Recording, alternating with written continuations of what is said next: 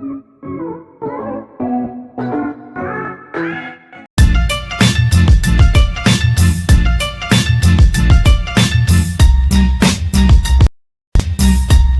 Everyone, my name is Gunjan. Welcome back to study with Gunjan. और आज हम पढ़ने वाले हैं क्लास 7 की इंग्लिश बुक की चैप्टर नंबर 1, जिसका नाम है 3 क्वेश्चंस। सो ये कहानी इतनी इंटरेस्टिंग है कि आपको पढ़ के मज़ा ही आ जाएगा।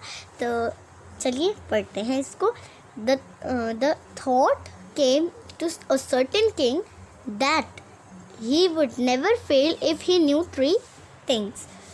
इसका मतलब है कि एक किंग होता है, एक राजा होता है, जिसके मन में एक थॉट आता है। थॉट मतलब विचार आता है कि अगर उसे ये 3 चीज़ें पता होंगी ना, तो वो कभी भी अपनी लाइफ में फ़ेल नहीं होने वाला। हर एक मतलब फ़ेल नहीं होगा अपनी ज़िंदगी में, कभी भी नहीं। तो वो 3 चीज़ें कौन सी है वो यहाँ पे दिखाई गई हैं। ये देखिए, दीज 3 थिंग्स वर व्हाट। तो ये 3 क्वेश्चंस हैं, इसके आंसर अगर उसे पता होंगे तो वो कभी भी फेल नहीं होगा। अब देखो, what is the right time to begin something. ये पहला क्वेश्चन है, यानी इसका मतलब है कि वो कौन सा समय है किसी चीज़ को करने का, वो कौन सा सही समय है। और दूसरा क्वेश्चन है ये वाला, which people should he listen to, यानी उसको किस इंसान की सुननी चाहिए, किस इंसान की उसे ज़रूरत है। और तीसरा क्वेश्चन है, what is the most important thing for him to do. वो कौन सी सबसे इम्पॉर्टेंट चीज़ है जो उसके लिए बहुत ही ज़्यादा इम्पॉर्टेंट है, वो कौन सी चीज़ है। ये इसके तीसरे क्वेश्चन है।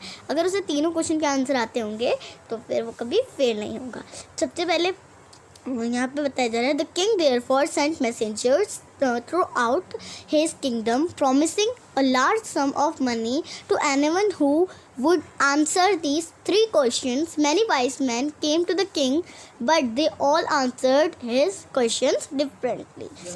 अब जो किंग है, जो राजा है, वो अपने कुछ मैसेंजर्स यानी दूत, मैसेंजर्स को हिंदी में कहते हैं दूत।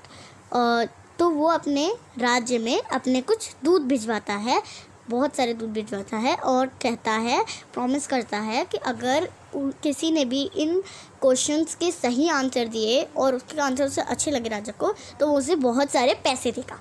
तो फिर यहाँ पे बात आती है, बहुत सारे लोग फिर उसके राज्य के जो लोग हैं वो इसका आंसर देने आते हैं, बहुत सारे आते हैं। अब कुछ के आंसर अलग होते हैं, कुछ के अलग होते हैं, सबके अलग अलग आंसर होते हैं।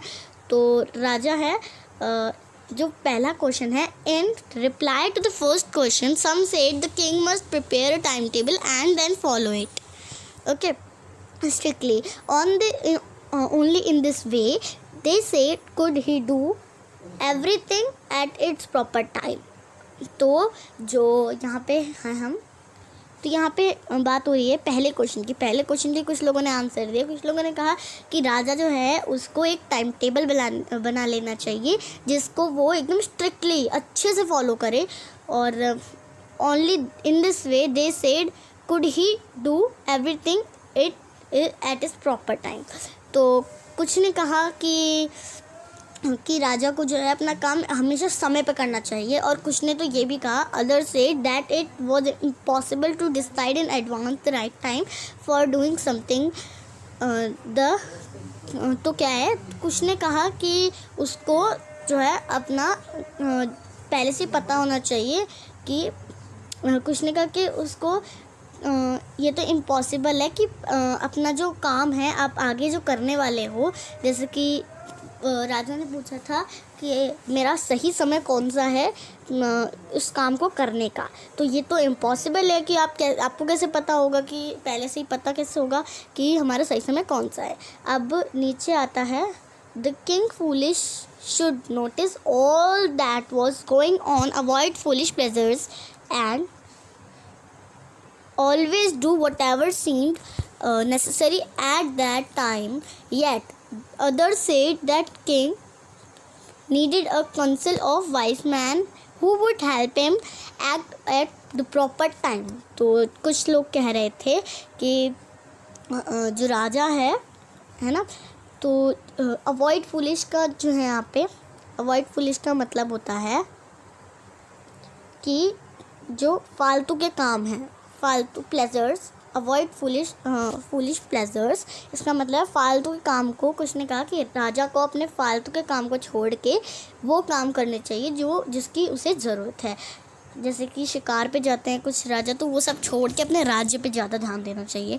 और फिर उसके बाद आता है, हाँ, तो यहाँ पे आता है कि कुछ ने ये भी कहा कि राजा को अपने पास से कंसील रखना चाहिए। कंसील होता है a group of people choosing to give advice और टू मेक रूल्स, यानी कंसील होता है, कुछ लोगों ने कहा उसको अपने पास वो लोग रखने चाहिए जो उसकी समय समय पे मदद करे। जैसे कि कुछ लोग रख लिए, अब वो क्या करेगा, उसको किसी चीज़ की ज़रूरत होगी, जैसे कि लड़ाई हो रही है तो उसको सैनिक की ज़रूरत होगी, तो सैनिक भी साथ में होंगे तो उसकी मदद करेंगे। डॉक्टर की ज़रूरत होगी, तो ऐसे ही अपने पास एक पूरा ग्रुप रखना चाहिए जिससे वो एडवाइस ले सके, एडवाइज़र रखना चाहिए अपने पास, ये कहा। This was because one man would find it impossible to decide correctly without help from others the right time for every action। So किसी ने कहा कि ये तो इम्पॉसिबल है कि हम किसी की बिना मदद के अपना काम समय पे उसी जगह लें। तो जैसे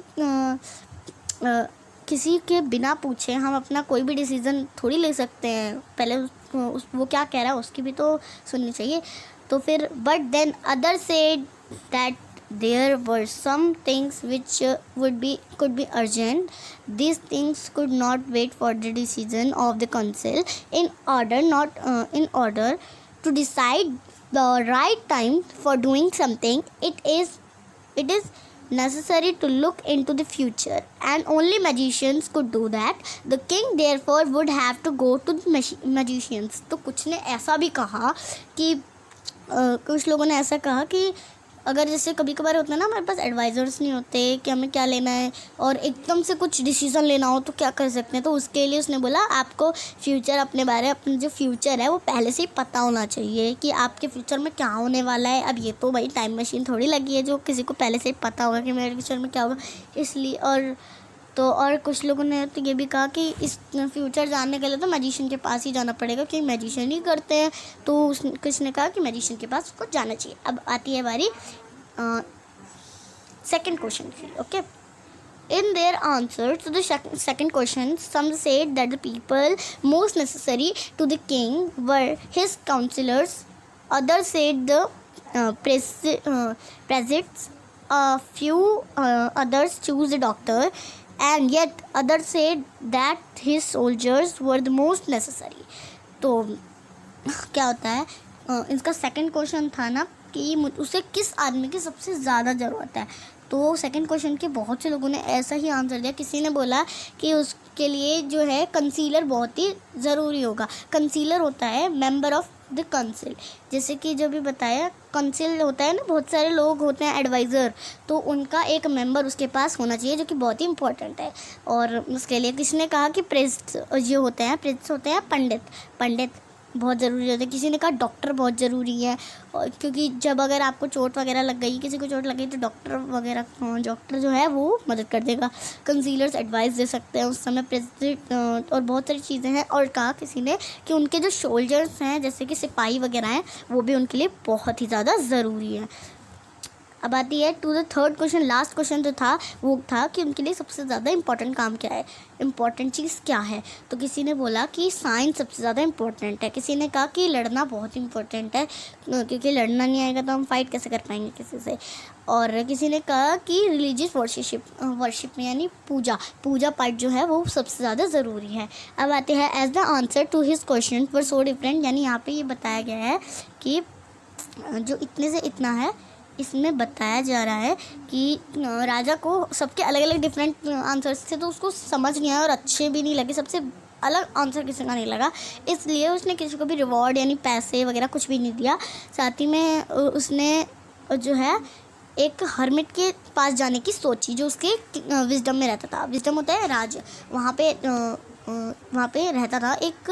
अब यहाँ पे आगे देखो, the hermit lived in a would की बात यहाँ पे पता है कैसे हो रही है। वुड मतलब है फॉरेस्ट के अंदर, फॉरेस्ट, आप यहाँ भी देख सकते हो, स्मॉल फॉरेस्ट, एक छोटे से फॉरेस्ट में एक हर्मिट रहता था। हर्मिट लोग होते हैं जो अकेले सब कुछ छोड़ छाड़ के अपनी फैमिली वालों को सिंपल आदमी की तरह रहते हैं, अपनी सिंपल लाइफ जीते हैं और साथ ही में सिंपल पीपल की तरह रहते हैं और अपने काम पे ज़्यादा ध्यान देते हैं, काम करते रहते हैं और अपने घर को कभी भी नहीं छोड़ते जो जहाँ पे वो रहते हैं। ठीक है, अब आगे आता है वो उसी, अब क्या होता है जो राजा होता है, अब ये क्या होता है ना, वो सिंपल लोगों से मिलता था, जो वो किसी से नहीं मिलता था, बट जो आम आदमी होता है ना उनसे मिलता था। तो राजा ने क्या किया, उसी की तरह एक ऑर्डिनरी कपड़े पहने। ऑर्डिनरी कपड़े क्या होते हैं, वो होते हैं सिंपल से कपड़े। राजा महाराजा के तो अलग कपड़े होते हैं, इस तरह से जो सिंपल कपड़े होते हैं ना वो पहन लिए और उनके पास चला गया। रास्ते में वो उसने अपना घोड़ा भी अपने बॉडीगार्ड के पास छोड़ दिया और वो अकेले ही पैदल चलने लगा। अब आगे आती है, as the king came near the hermit's hut, जब वो उसके हर्ट के पास पहुंचा, हर्मिट के, तो उसने देखा कि वो डिगिंग कर रहा है। डिगिंग यानी खोदना, खुदाई कर रहा है अपने घर के पास बीज, ये कहते हैं पेड़ पौधे उगाने के लिए। तो आप सब देख सकते हैं, ये है हर्मिट, इस तरफ ये वाला हर्मिट है और ये है राजा। ओके, सो आगे देखो, he greeted the king and continued digging. The hermit was old and weak and as he worked he breathed heavily. अब इसका मतलब देखो, इसका मतलब है जो उस ग्रीटेड यहाँ पे जो है उसका मतलब होता है, ग्रीटेड का मतलब होता है कि एक ही जगह, मतलब किसी को हाय हेलो कहना, उसको कहते हैं। उसने थोड़ा सा किंग को हाय हेलो कहा, साथ ही में उस वापस से अपनी डिगिंग करना शुरू हो गया, खुदना शुरू हो गया हर्मिट। और जो हर्मिट था वो थोड़ा सा बूढ़ा था और साथ ही में कमज़ोर भी था। तो और वो एकदम ब्रीथ हैवीली, यानी वो जैसा हाफते नहीं हम वैसे ही थक गए थे। जब इंसान थक जाता है तो ऐसे करता है ना, तो उसी तरीके से वो कर रहा था, जिसकी वजह से किंग उसके पास गया और साथ ही में उसने उससे अपने 3 क्वेश्चन पूछे उसने अपने 3 क्वेश्चन और कहा, जैसे कि यहाँ पे है बताए गए हैं, how can I learn to do the right thing at the right time, who are the people I need most and what affairs are the most important. The hermit listened to the king but did not speak. He went on digging. You are right, said the king. Let me take the spade and work in your place. Thanks, said the hermit. तो यहाँ पे क्या होता है, यहाँ पे होता है कि जो राजा होता है उससे अपने क्वेश्चन पूछता है, बट ना जो हर्मिट है कोई रिप्लाई नहीं देता, उसको कुछ भी वापस से कुछ बोलता नहीं है, आंसर वगैरह कुछ नहीं देता। थोड़ी देर बाद जो राजा होता है वो कहता है कि आप थक गए होंगे, लाइए आप मुझे अपनी स्पेड दे दीजिए। स्पेड होती है जो ये खुदाई करने वाली नहीं होती, जो इसके पास ये वाली होती है, ये होती है स्पेड। तो इससे वो कहता है कि ये मुझे दे दीजिए, आप बैठ जाइए और मैं काम करता हूँ आपकी जगह पे। तो जो हर्मिट है वो उसको कहता है धन्यवाद और साथ ही में फिर वो अपना काम करना शुरू कर देता है। अब यहाँ पे है, when the king had dug 2 beds, जब किंग अपने बेड्स का मतलब है यहाँ पे small patches of ground for plants, यानी बेड्स का मतलब है 2 गड्ढे कर देना। जो बीज उगाते हैं ना उसके लिए, बीज आई मीन प्लांट्स उगाते हैं उसके लिए 2 गड्ढे कर देना। जब उसने कर दिया फिर अपना काम वो स्टॉप करता है उस समय और वापस से अपने क्वेश्चन हर्मिट से पूछता है। हर्मिट ने तब भी कोई आंसर नहीं दिया उसको, इस वजह से फिर वापस से थोड़ी देर बाद जो हर्मिट होता है वो उससे कहता है, लाओ अब तुम बैठो, तुम रेस्ट करो, मैं काम करता हूँ, तुम थक गए होंगे। तो फिर वो उसको अपनी स्पेड नहीं देता, वो कहता है कि आप रहने दीजिए, मैं करूँगा। तो फिर वो वापस से अपना काम करना शुरू कर देता है। 1 घंटा बीत जाता है, फिर 1 और घंटा बीत जाता है। जो सूर्य होता है वो पेड़ों के पीछे छिपने लगता है साथ ही में। एंड फिर जो वाइस मैन होता है, and I came to you wise man, तो वाइस मैन यानी बूढ़ा आदमी एक तरह से। तो तभी ना थोड़ी देर बाद जब उसका काम ख़त्म हो जाता है तो फिर राजा जो होता है वो आगे कहता है कि मैं आपसे इसलिए यहाँ पे आया था ताकि मैं आपसे अपने क्वेश्चन के आंसर ले सकूँ, बट अगर आपको मेरे आंसर्स नहीं देने हैं तो फिर आप कह दीजिए, मैं अपने घर वापस चला जाऊँगा। हियर्स कम समवन रनिंग, तभी एक आदमी भागता हुआ आता है सेड द हर्मिट। तो इसके बाद चालू होता है हमारा सेकंड पार्ट, और वीडियो ज़्यादा लंबी हो रही है इसलिए मैं आपको अगली वीडियो में मिलूँगी।